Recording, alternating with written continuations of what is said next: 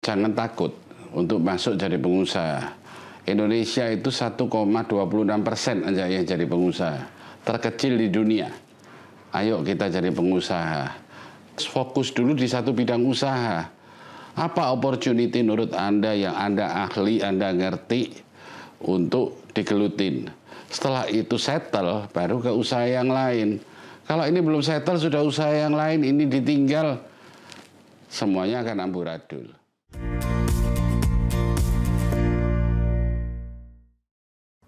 Program Sosok kali ini kita kedatangan salah satu pengusaha yang sukses di bidang real estate dan juga sudah memulai usahanya dari tahun 1990, menjadi mantan ketua Real Estate Indonesia dan sekarang menjadi salah satu politisi nih yang bergabung dengan partai yang banyak anak mudanya. Yuk kita sambut Pak Paulus Totok Lusida. Terima kasih sudah meluangkan waktu untuk datang ke Media Nawacita Indonesia, Bapak.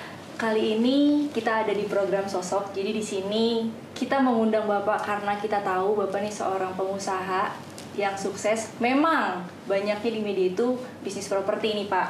Nah, kan untuk bisnis properti ini untuk Gen Z sama milenial itu cukup awam ya, Pak. Boleh nggak sih, Pak? Saya nih salah satu generasi milenial mau tanya, awalnya Bapak memulai bisnis itu sejak kapan sih, Pak? Ya, terima kasih. Salam sehat dulu untuk semua pemirsa dan pecinta Nawacita. Jadi, yang ingin saya sampaikan bahwa usaha di properti itu memang salah satu usaha yang short term. Tapi saya belajarnya juga dari perbankan yang membantu atau yang membackup properti. Jadi bukan saya langsung belajar sendiri, enggak. Jadi pertama itu saya bangun sebagai kontraktor investasi sama teman saya, ternyata dari perusahaan developernya nggak bisa bayar ke saya. Karena ada utang sama bank yang berhubungan. Dari situ banknya terus saya datangi, loh saya ini dibayar siapa kalau gini nih? Udah nggak bisa saya bayar karena orang ini punya utang. Udah gini aja, kamu ambil alih deh real estate-nya ini. Saya ngomong, duit dari mana saya ngambil? Oh, sedangkan orang tua hanya dosen pengajar. Keluarga juga tidak ada satupun sampai hari ini yang di dunia usaha kecuali saya. Waktu itu saya tanya, gimana caranya? Udahlah, nanti kita ajarin. Take over kreditnya, kita ambil alih, kita belajar sama-sama untuk membangun real estate. Nah, di situ saya belajar di real estate.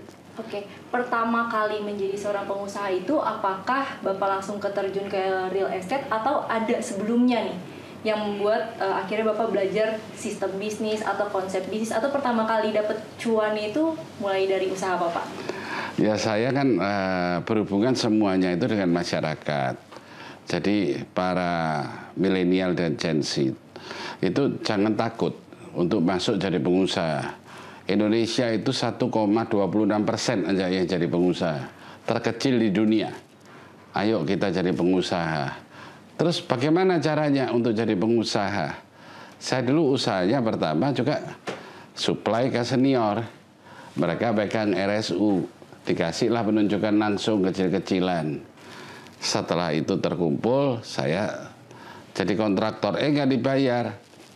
Saya minta bantuan banknya kan, jadi pengusaha properti. Pertama, kotanya di Nganjuk itu.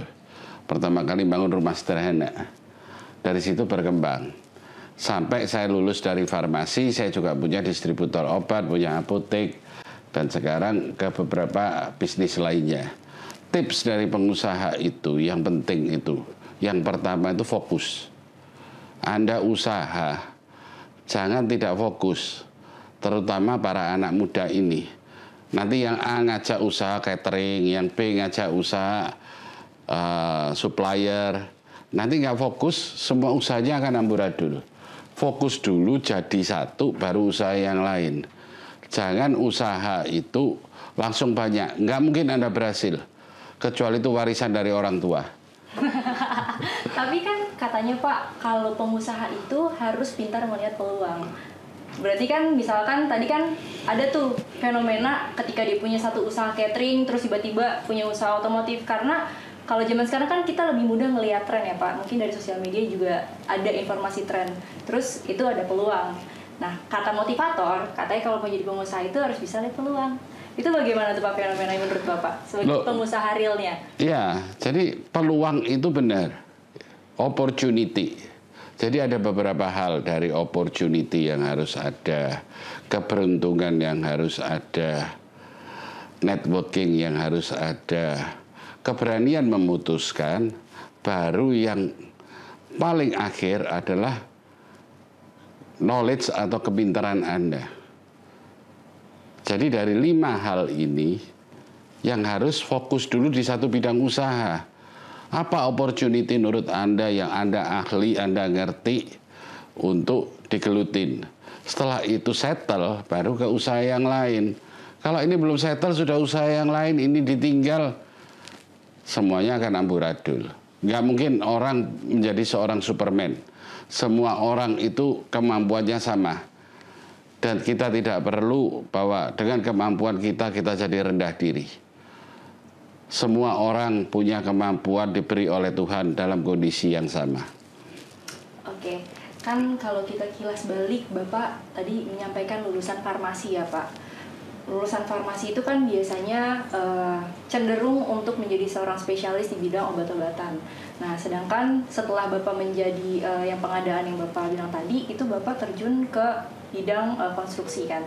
Nah, itu kan ada perbedaan bidang ya Pak. Berarti kalau kata orang, katanya kalau orang belum pernah ada jam terbang di bidang tersebut, itu berarti belum bisa dinyatakan seorang pengusaha. Nah, itu untuk proses move divisi atau move bidang itu bagaimana Pak prosesnya? Semua bidang itu kita harus belajar. Ilmunya semuanya itu bukan kita dapatkan sebagai mujizat yang kita diberi oleh Tuhan. Jadi harus belajar. Belajar dan berusaha. Belajar dan berusaha yang kita lakukan adalah termasuk knowledge di bidang lain. Let's say saya membangun ada di dunia kontraktor, jembatan di Surabaya, di Pasar Kembang. Saya belajar banyak itu, panggil staff, segala gimana. Apa ilmu dari teknik sipil, bagaimana caranya, supaya semua itu bisa berjalan. Makanya Anda tidak bisa menerima semua sumber atau knowledge dari bidang-bidang lainnya itu jadi satu. Dan sekarang saya sudah juga membantu masyarakat Surabaya. Bagaimana Anda bisa jadi pengusaha. Saya sudah minta satu, yang pertama dilakukan oleh wali kota. Untuk membuat seragam, jangan diberikan kepada tender pengusaha. Tunjuk langsung ke masyarakat yang jadi tukang jahit untuk membantu pengadaan ini. Supaya padat karya ini membantu masyarakat yang di bawah ini bisa terangkat. Kita bisa membangun mereka menjadi pengusaha UKM. Nantinya akan jadi pengusaha besar. Karena saya dulu juga dari UKM kan penunjukan langsung juga. Maksudnya berbagi kali ya Pak, jangan harus yang profesional terus kita berbagi sama orang-orang yang mungkin baru mulai kali ya Pak. Iya. Kasih kesempatan. Kasih kesempatan. Jadi saya menghimbau juga nasional itu semua, baik yang di pusat di Jakarta maupun di tiap Pemda, seragam itu jangan dibuat tender. Berikanlah ke masyarakat. Toh tukang jahitnya juga mereka kok. Ayo kita bangun negara ini secara bersama-sama. Tidak bisa cuma satu pihak. Nah sekarang ini banyak generasi milenial dan generasi Z yang bisa memanfaatkan peluang-peluang ini untuk kita usaha sama-sama, kita bangun Indonesia. Anda jadi pengusaha yang benar. Harus ulet, harus jujur, harus fokus. Setelah Anda berhasil di satu bidang usaha, silakan kalau mau usaha lainnya. Oke, tadi Bapak juga ada singgung tentang penunjukan langsung dari senior. Terus Bapak bilang ada networking yang penting untuk menjadi seorang pengusaha. Seberapa besar sih Pak pentingnya networking dalam menjadi pengusaha? Semua bidang usaha itu yang dibutuhkan yang pertama dari semua itu sebetulnya bukan opportunity. Networking dulu. Kalau Anda punya banyak teman, Anda punya banyak informasi. informasi yang tercipta itulah ada opportunity di situ. Jadi bukan sebaliknya, Anda berusaha, Anda di ruangan, duduk di kantor, tidak berteman dengan siapapun. Kita bentuk pertemanan, persahabatan dengan semua pihak, segala suku, agama, kebinekaan di Indonesia itu adalah sumber kekayaan Indonesia, bukan sumber kelemahan buat masyarakat Indonesia. Nah, tapi kan Pak, kalau fenomenanya anak Gen Z sama milenial itu udah cenderung banyak yang nyaman di rumah, susah bersosialisasi, dan mungkin hanya mau berteman dengan sekelompok orang. Bagaimana sih Pak untuk kita nih yang anak muda supaya bisa memulai, atau cara apa yang kita bisa mulai untuk memulai dapat networking Pak? Ya kita harus berteman dengan banyak orang, berteman dengan sekitar kita. Saya ingat kata-kata yang pernah disampaikan melalui medsos oleh Pak Helmi Yahya. Kalau kita kumpulnya sama, mohon maaf, dengan level yang uneducated, ya kita jadinya uneducated. Kita kumpulnya dengan seorang profesor, ya jadi profesor. Kita kumpulnya sama pengusaha, kita akan dilatih jadi pengusaha. Itulah ilmu awalnya. Jadi kalau kita berteman memang harus selektif. Tidak bisa semua orang kita anggap sebagai teman. Kalau dia tiap hari cuman jadi berangan-angan atau hanya bermimpi, ya jadinya pemimpi semua. Gitu aja lah kira-kiranya. Jadi ayo kita berteman, organisasi banyak. Kemahasiswaan organisasi banyak. SMA ada OSIS. Mahasiswa mulai dari organisasi unit kegiatan mahasiswa sampai dengan badan eksekutif mahasiswa. Ayo aktif di sana. Organisasi keagamaan banyak. Anda bisa ikut. Ada GMNI, ada HMI, pelatihan PMKRI, dan banyak yang lain, GMKI. Semuanya kita harus aktif supaya kumpul. Kita tahu informasi. Betul, Pak. Nah, terus orang tuanya mau usaha apa? Nah, kita tanya-tanya. Bantu sih, Pak. Iya. Jadi butuh apa nanti. Oh iya, bisa direkomendasi.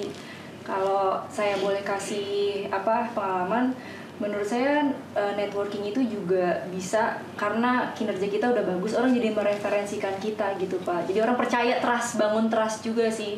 Makanya jadi kalau kita punya usaha apa gitu, orang jadi pakai dia aja kayak gitu. Kalau di pertama kali Bapak mulai di real estate juga kayak gitu nggak? Kan iya. Move itu Bapak bangun trust orang ke Bapak dulu. Trust itu adalah kunci nomor 1 dari semua bidang usaha.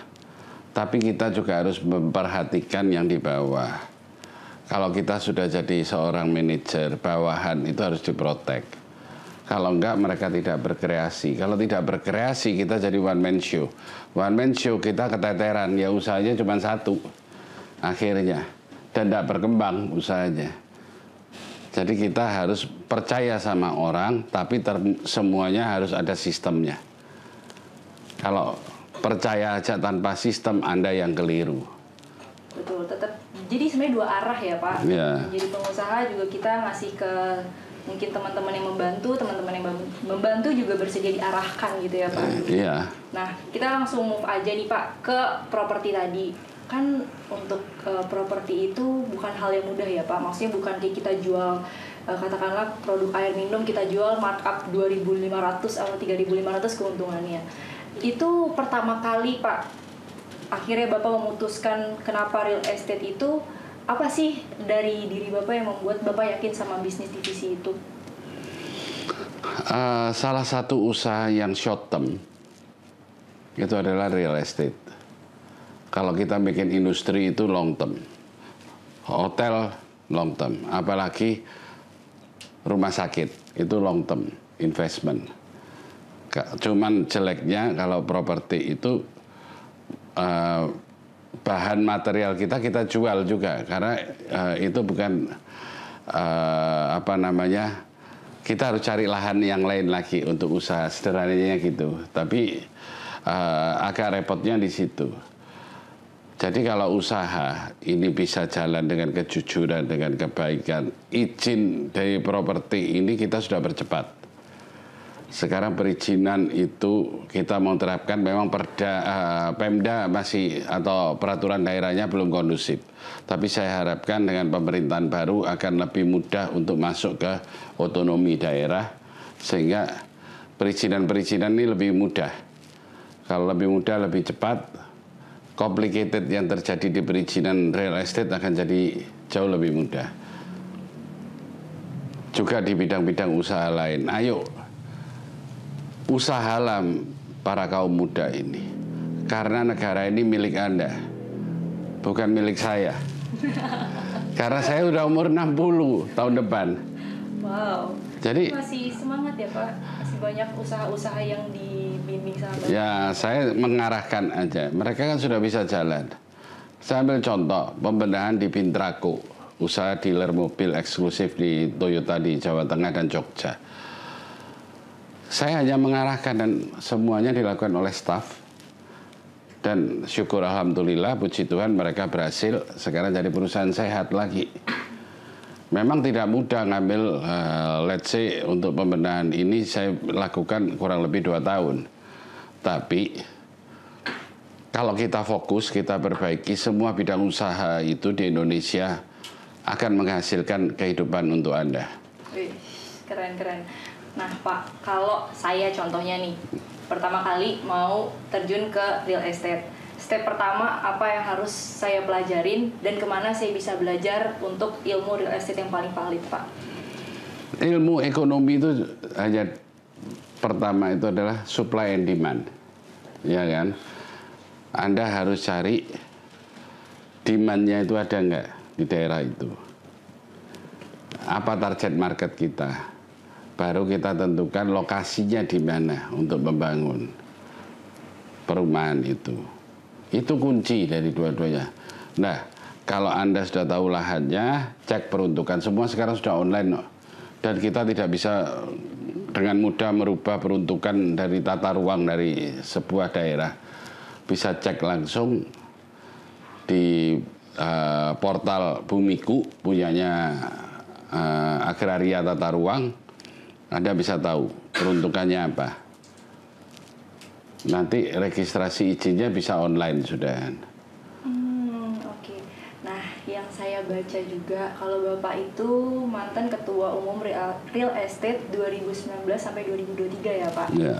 Nah, adanya asosiasi real estate itu sebenarnya peruntukannya untuk apa sih Pak?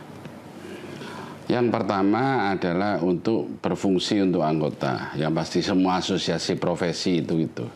Yang kedua, kita ikut membantu dan menentukan regulasi yang ditentukan oleh pemerintah. Supaya seimbang, balance antara kebutuhan masyarakat dengan kebutuhan dari dunia usaha. Itu yang kita balancekan. Nah, kenapa kok saya masuknya di situ, di organisasi? Karena di organisasi itu kita belajar banyak. Dari pengusaha besar, pengusaha kecil.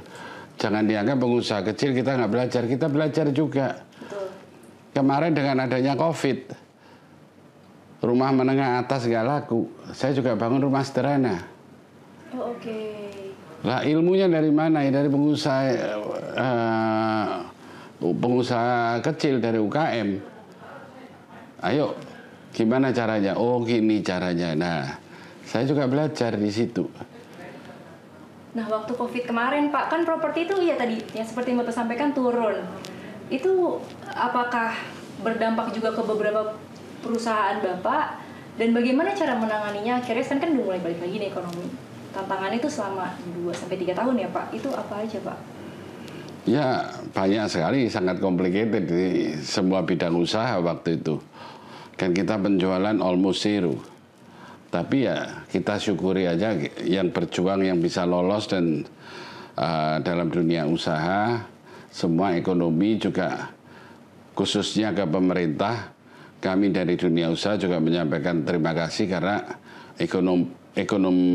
ekonomi makronya itu benar-benar terjaga. Jadi kalau orang mau ngomong Pak Presiden apapun, ayolah kita lihat makroekonomi Indonesia ini termasuk yang paling stabil di dunia. Pada masa COVID itu ya Pak? Ya. Berarti Bapak, ini testimoni asli langsung dari pengusaha yang benar-benar sebenarnya ngerasa drop pada COVID. Ternyata kalau dibandingin sama negara lain masih lumayan bagus ya Pak?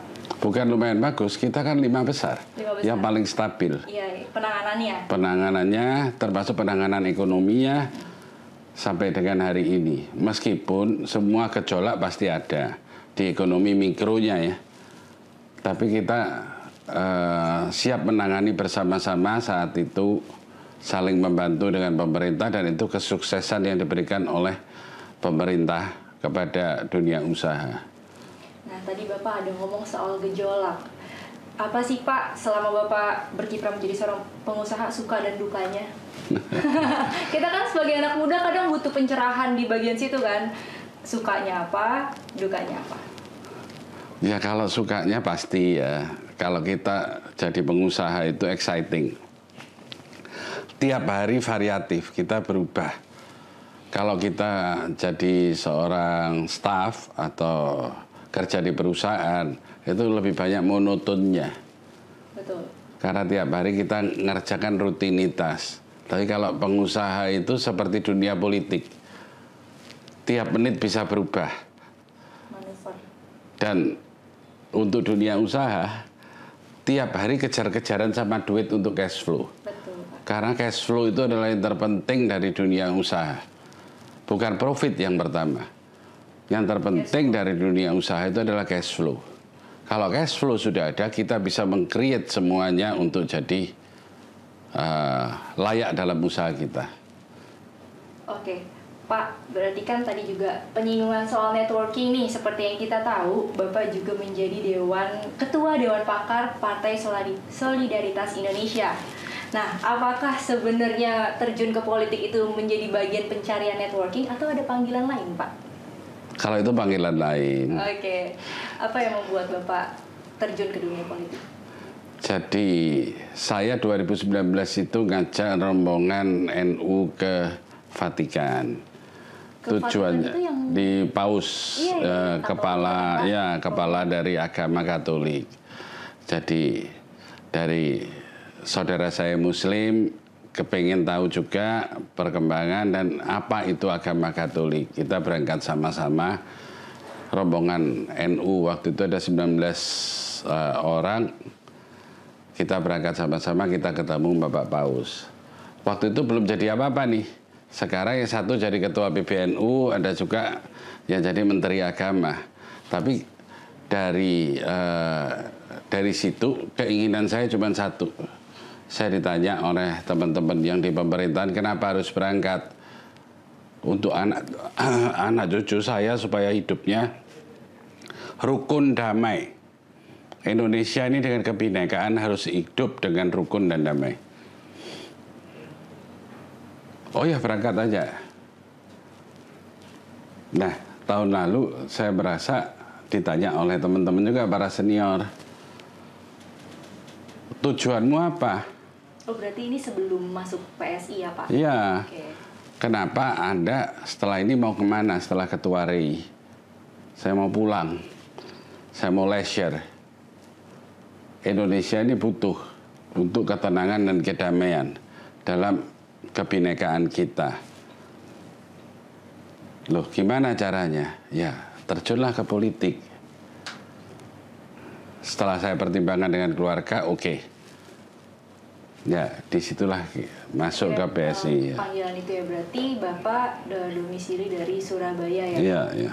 Kira-kira kalau dari Surabaya itu apa sih Pak yang harus dibenahi? Ketika Bapak kan sekarang udah menjadi seorang pengusaha, dari sisi ekonominya deh Pak, mungkin, atau dari sisi anak muda yang menjadi seorang pengusaha. Menurut Bapak di Surabaya itu intensitasnya kemana?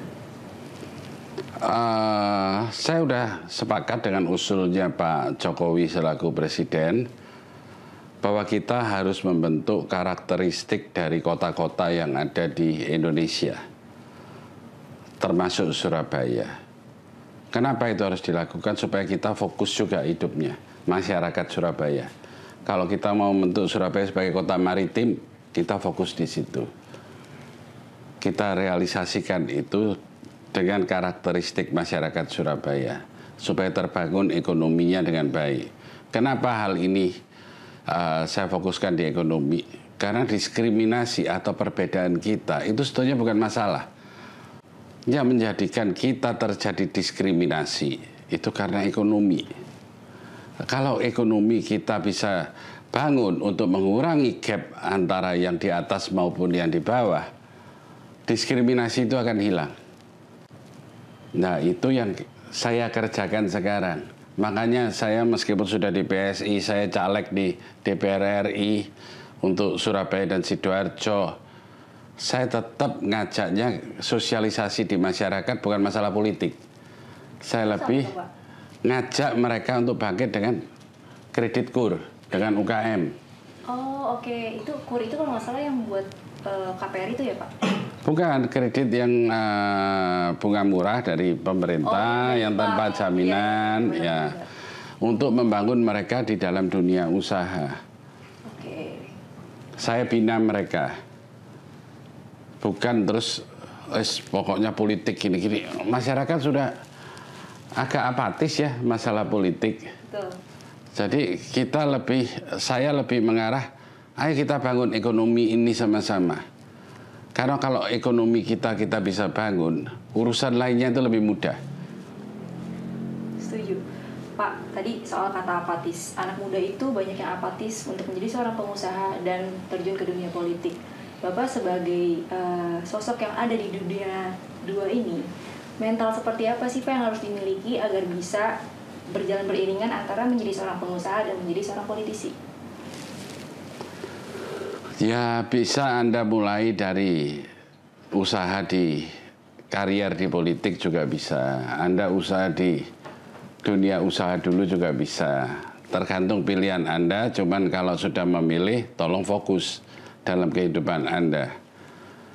Kalau Anda fokus dan kerja dengan baik, apapun usaha Anda, pasti Anda bisa hidup. Tapi kalau Anda nggak fokus, akhirnya frustrasi. Hambatan, senang atau tidak senang, kita ini hidup pasti mengalami tantangan. Tantangan kita banyak. Kalau tidak mau terima tantangan, ya jangan hidup. Betul. Setuju, Pak. Nah, setuju. Sekarang kembali ke anak muda atau Gen Z. Anda mau apa? Anda mau apatis? Terus Anda mau hidup di mana? Sedangkan negara Indonesia ini sangat kaya raya. Sekarang sumber apa yang nggak ada di Indonesia? Mulai dari emas, sumber nikel, litium, kadmium untuk baterai, batu bara, sawit, apalagi itu, bahan bakar dari fosil, semua di Indonesia ada. Tinggal kita meng-create bagaimana ini menghasilkan untuk kita semua. Kalau sekarang Anda apatis, saya beberapa kali ketemu dengan mahasiswa juga, mereka apatis karena katanya Indonesia terlalu banyak yang korupsi. Frustrasi saya, Pak. Lebih baik saya nggak ngurusin lagi politik, nggak ngurusin kehidupan negara, saya hidup sendiri aja. Emangnya hidup sendiri Anda nggak butuh hidup negara? Anda nggak butuh regulasi? Butuh dong. Kalau Anda tidak terjun ke dalam sistem, bagaimana Anda bisa membenahin? Kalau cuma frustrasi, ayo kita bangun sama-sama ini. Dan saya sekarang terjun ke politik, paling biasanya 5 tahun lagi. Setelah itu sudah selesai. Saya persembahkan ini untuk Anda para milenial dan Gen Z yang ada di Indonesia. Kalau Anda tidak ikut berjuang, siapa yang mau meneruskan kehidupan di Indonesia? Sedangkan sekarang aja hilirisasi itu diserang banyak negara. Bukan Pak Jokowi itu digandeng sama kepala negara yang lain itu dengan baik. Enggak. Hormat, tapi pegel juga dia. Ini kamu ngancurkan negaraku, kamu jadi produknya barang jadi di Indonesia. Yang dulunya kamu cuman ekspor tanah, sekarang kamu mau jadi baterai. Lah terus pabrik baterai saya gimana? Pabrik emas saya gimana? Smelter saya terus tutup. Tenaga kerja saya nganggur. Jadi sangat amat baik apa yang disampaikan oleh Pak Prabowo di dalam diskusi dengan Dubes Jepang. Kita hidup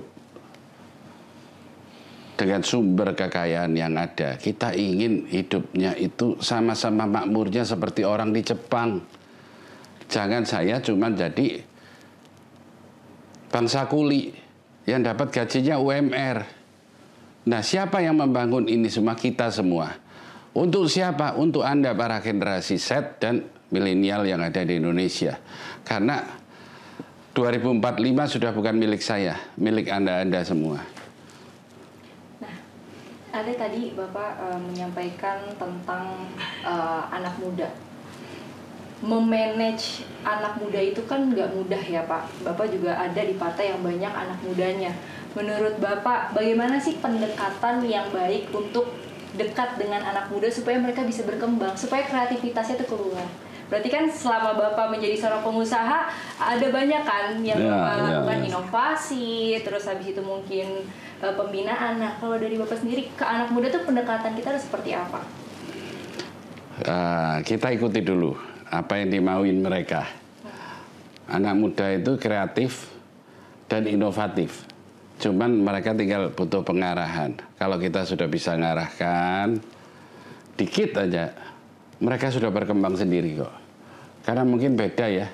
Saya dulu makannya mungkin nasi jagung, kalau mereka sekarang makannya bisa nasi goreng, kentang, dagingnya banyak, ya. Jadi secara kecerdasan beda. Sehingga mereka lebih kreatif dan inovatif. Tinggal kita ngarahkan dikit. Saya senangnya di PSI itu. Saya baru ngomong A, udah Pak, saya ngerti. Sore udah laporan, ini udah beres semua Pak. Oh ya bagus. Jadi mereka kalau mau, para generasi Z dan milenial, silahkan Anda berkreasi. Dan itulah yang terbagus buat Anda sekalian. Silahkan bebas Anda mau apapun. Silahkan berkreasi untuk Indonesia. Yang penting Anda mau berusaha, kerja dengan baik, serius untuk mengembangkan karier Anda. Nah, yang terakhir nih Pak, pesan Bapak untuk anak muda yang mungkin Bapak lihat pasti kan ada tuh, dari tadi kan Bapak sampaikan bagusnya, pasti kan Bapak juga melihat sebenarnya ada kurangnya juga dong. Nah, pesan Bapak nih yang mungkin belum pernah Bapak sampaikan di mana-mana, pesan Bapak untuk anak muda. Jadi para generasi Z dan milenial yang ada di Indonesia, sekali lagi, negara ini tergantung dari Anda. Bangsa ini tergantung dari Anda, bukan dari saya atau para senior yang ada di Indonesia. Kita hanya bisa memandu. Pak Jokowi dengan umur yang kurang lebih sama dengan saya, hanya bisa memandu Anda. Ayolah kita berjuang.